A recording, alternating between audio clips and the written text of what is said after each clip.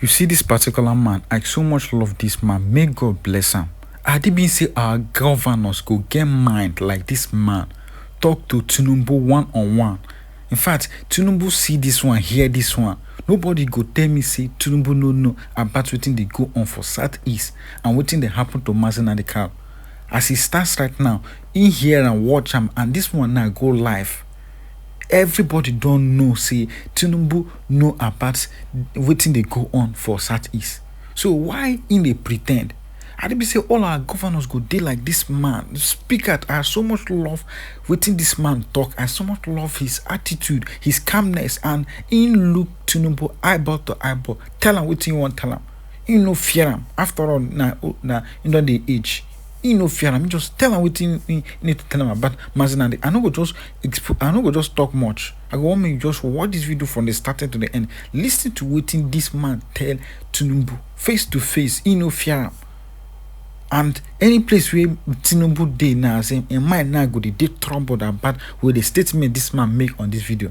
In fact, the other side is most important place where we say you need to even pay attention on. Share this video to everyone on every social media platform. Don't forget to click the subscribe button for more updates. Drop your opinion at the comment section.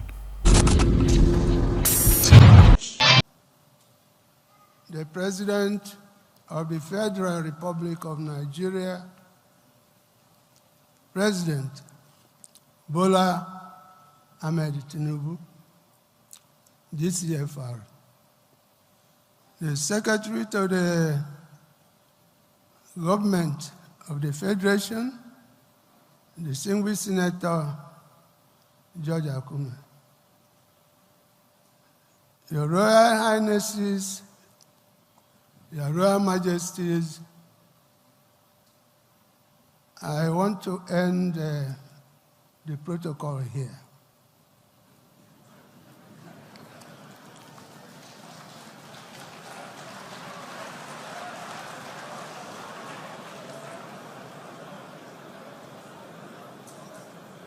Your Excellency, we have come to Abuja today, and we've seen the crowd. The only thing I can remember is when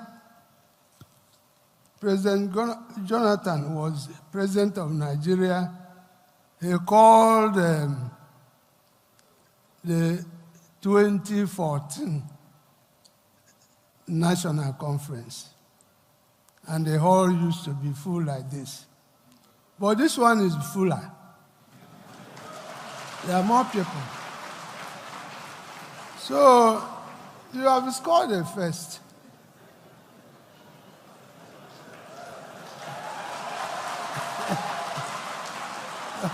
by bringing the largest crowd to this place. We've been committed to the health of our people. But having come now to Abuja and listened to Professor Mohammed Pate and his team, we are now more committed. So the traditional rulers of Nigeria will now go home and work harder than before. But I must tell you, Mr. President, that personally, I don't feel very happy because you were not here in the morning. There were several speeches. We listened carefully. I listened to the opening address by His Imperial Majesty, the Oni of Ife. And he was gingering all of us to work as a family, to work as a team, to see Nigeria as one. And then I felt maybe This is good. But when you look at it, this same Imperial Majesty is arranging to confer a very high honor on Sunday Igboho, who in my own part of Nigeria in the southeast, we see him as a counterpart of Nnamdi Kanu.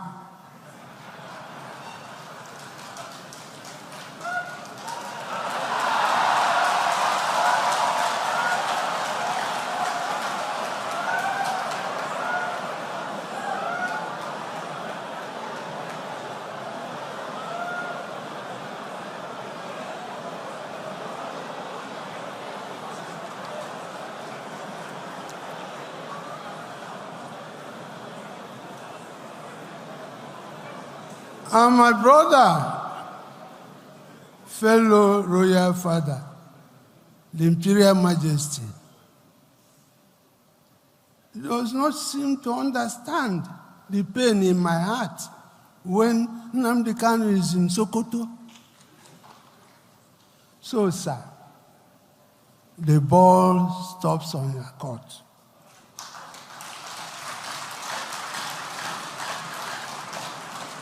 Bring this man out. If we don't want him in Nigeria, return him to Kenya or London, where they took him from. You see, some of us here are being asked to go and work, but the young people in the Southeast are so agitated. They can even beat us. They see us as sellouts. We come to Abuja, they may think we come to collect money. And then we keep quiet. So, sir, please do something about this. Do something about this. We cannot make progress in this country if we don't tell ourselves the home truth. There's no way. There's no way. Now, again, they were talking about Southern Traditional Rulers Committee on Health. And the eminent professor Patel was saying that this will become an annual event, what we are doing today, if I heard him correctly. The truth of the matter is that there's nothing like Southern Traditional Rulers Council. If you come here at party and you give money to people on that basis, it's not correct. The South is not the North. We have our system. We need unity in diversity. So that people, so if you want to deal with us in the Southeast. If you have resources for us, give it to us. Don't give it to people who come and say, we are Southern Traditional Rulers Council. Democracy is a representative government. And anybody who goes to present himself without his people is not democratic. So get it. We think that we will do our best. Mr. President, we are going to support this health. Do all we can, but please listen to our cries. To start by commending the people of Southeast, the Igbo people, for listening to us yesterday. We are calling inside the court, calling from courts, chatting that nobody should take laws into their hands because 80%, if not 90% of the people of Southeast, the Igbos, they are with Nnamdi Kanu. They know that Nnamdi Kanu is not a criminal, is not a terrorist. I want to commend them. That one is on that. Then secondly, Dr. Bat, you said that you know all that transpired yesterday. I beg to disagree. You don't know all that transpired yesterday. Because what you people, just like Vimbai commended the judiciary for allowing to stream the judgment live. Now you ask yourself, what stopped the judiciary from streaming the trial live so that people will understand what happened? But that one is a different ballgame. Just a moment. Just a moment. I didn't say that I know what transpired. I was not in the court. When did I say I know all that transpired yesterday? Okay. I just asked you to react to what happened yesterday. I didn't say so. Okay, sorry. Yeah. Okay, sorry. I was not in the open court. Sorry, I would have known. I withdraw it. Yeah. Okay, sir. Okay, sir. Sorry, sir. Now, I also want to join, I want to call all well-meaning Nigerians to join hands into this matter so that the Court of Appeal will set aside this judgment. Doctor, but I want to tell you that as at yesterday, when the judgment was given, there in America, where our delegates were facing the U.S. Congress, one of the congressmen now raised this issue. He narrated the kind of injustice Nnamdi Kanu have suffered in the hands of Nigeria, as if the man is a Nigerian. So most of the times when you are talking, these people get information more than you. Let me just start by saying that Nnamdi Kanu has suffered the highest injustice any other person can suffer in the whole world, here in Nigeria, in his own country. One, he was enjoying his bail. Government, the prosecutor, who is prosecuting him, went to his house in Afaruku, unprovoked, and they killed 38 persons and left with 13 corpses as we speak. As we are talking about, as a result of that, he lost the parents. Now, as if that one is not enough, Nnamdi Kanu ran away and deposed affidavits from Israel. My Lord, I'm in Israel. Look at the circumstances that made me to run away. The affidavits who have it is in the court file. Please, if my Lord can guarantee my security, I will come back to face my trial. While that one was on, he was unlawfully brought back to Nigeria here. And the United Nations, through their special rapporteur, gave a decision saying that Nnamdi Kanu never is not a terrorist, Nnamdi Kanu never jumped bail, that as a matter of urgency, that Nigeria should release Nnamdi Kanu. They refused that judgment. Federal High Court in Umuahia look at all the whole matters we filed, and they said that Nnamdi Kanu should be released, and that federal government should pay Nnamdi Kanu 50 billion naira. As we speak to you, the federal government has not complied with that judgment. The same thing applied to Enugu High Court and what have you. I'm not talking about that of Kenya. Coming back to Nigeria here, we continue with the trial.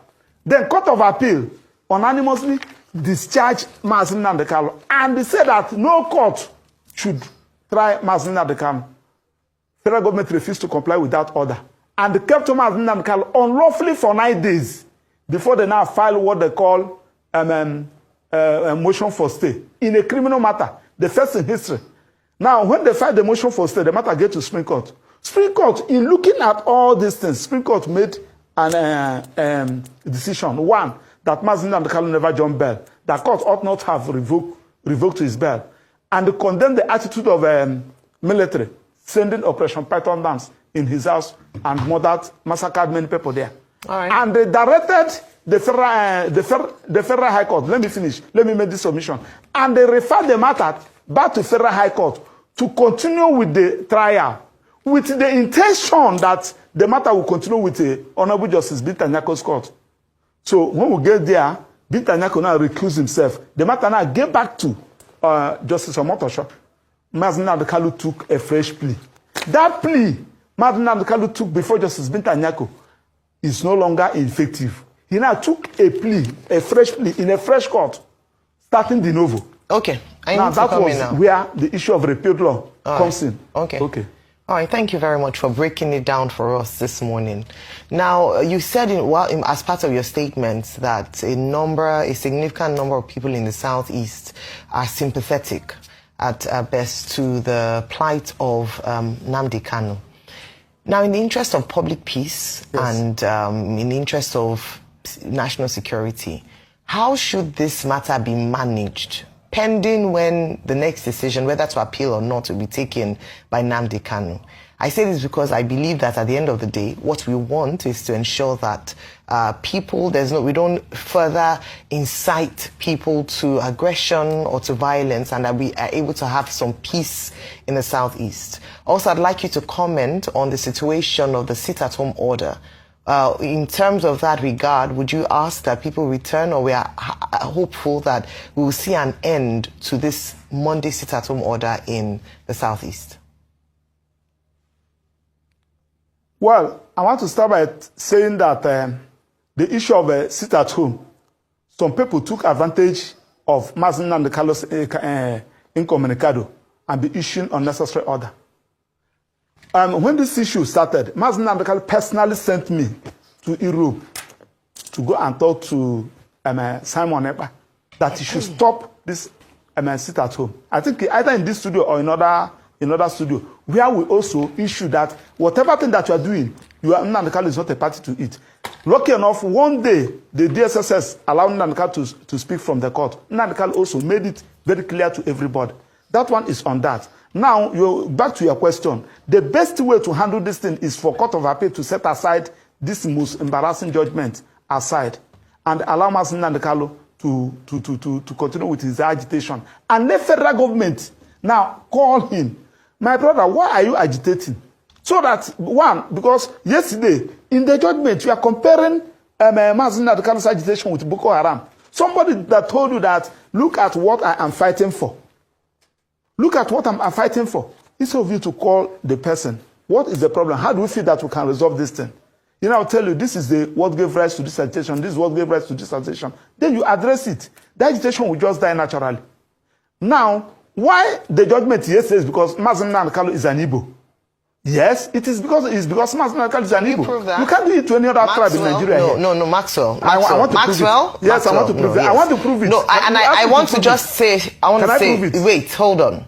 I want to say that it's important that we're able to not incite any form of aggression based on this assertion. So except you're able to prove beyond reasonable doubt, please don't make such assertion. A whole presidency in a country openly and brazenly supporting terrorists. All of you watching and listening all over the world, you know that Miyetti Allah is a terrorist organization. You know that. They have killed. They have said that Benue State is theirs for the taking as a spoil of war. All of you are aware of it. You know what they are doing. Anywhere you have Fulani headsmen, terrorists for that matter, they tell you, oh, they are pastoralists. They are allowed to do their businesses in the forest. All of you are aware of it. But you kept quiet, hoping that somehow Tinubu will emerge as the president, or an Igbo man will come as the president, and your family will start enjoying. But in the meantime, you have no more farmlands, you have no more forests, you have nowhere you can call your own home. The same stupidity exhibited by Hausa peasants that enabled Fulani to take Sokoto from them, that enabled Fulani to take Katsina from them, that enabled Fulani to take even Kanu from them. Every Hausa land is occupied either by a Fulani emir or a Fulani governor. Some of you don't want to reason, you don't ever learn that the main aim of Fulani is to conquer your land and enslave you. Look at Hausa people today. As I wrote yesterday, they are worse than a discarded tissue paper. They are worth nothing. Only their language is what is relevant in their lives. Everything else is lost. All of you are repeating the exact same mistakes that the Hausas made. That is why they are in trouble. And that is why they can never ever come out of it. They are all suffering from an advanced version of the Stockholm Syndrome. Can you imagine that these people came into their land and took it over and they cannot do anything about it? Hausa is gone. It took Fulani very many years before they came out of their shell. to say we are Fulani. Remember before, many years ago, they told you we are Hausa Fulani. We are Hausa Fulani. Because that time, their subjugation of the Hausa race hasn't been completed. Now they have completed it. Have they not completed it? And what is happening right now? I ask you what is happening now. Fulani have now come out to tell you we are Fulani people. Is that not what they are saying now? My people, what I think say Tinubu go did touched by waiting the talk right now. What I think, drop your opinion at the comment section. And I think say Nnamdi Kanu go get in freedom before the 2027 election, or they still won't use and do campaign. What I think, drop your thought at the comment section. Don't forget to click the subscribe button for more updates. As it stands right now, Tinubu no go tell me say you know what they go on. And Tinubu no go tell me say you know they hear him, and people never tell him silently and publicly. So it's now obvious to everyone that this man know what they do. So share your thought at the comment section. Don't forget to click the subscribe button for more updates.